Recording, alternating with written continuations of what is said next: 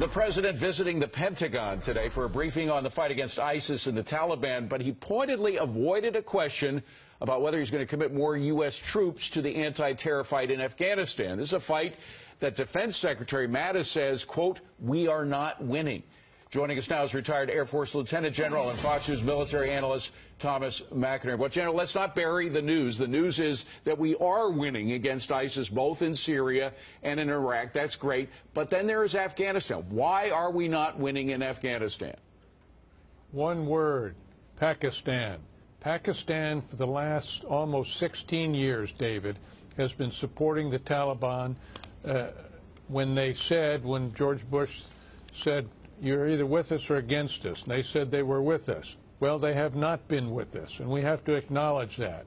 There are 9 major cities in Baluchistan that are raising money, supporting them in recruiting, as well as training areas. We have a major problem because in the non-fighting season in the wintertime, they all retreat back into Pakistan. Well, why, General, forgive me for interrupting, but why are they supporting them? I mean, we're their paymasters. We give money to the Pakistanis. We support them against their fight against terrorism, which is real and leads to the death of thousands of civilians there and military. Why are some people in the military there supporting the terrorist Taliban? Well, there are 2 reasons. Number one, they do not want to have a strong Afghanistan where, say, India or others could start working with them and outflank the Pakistanis. They're deathly afraid of that. That actually sounds a little bit like why China would support North Korea.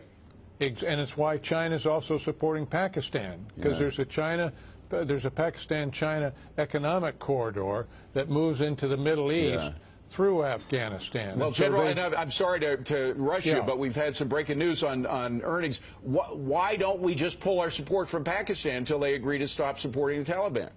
I would do that, plus I'd start striking those training areas with air power and tell them until they clean it up, we're going to strike them. And finally, under these conditions, being that Pakistan is doing what you say, should we send in more troops or not? Not unless we take care of Pakistan. Okay. There's no point in doing that. General McInerney, you always tell it like it is. General, thank you very much. Appreciate you being here. Thanks, David.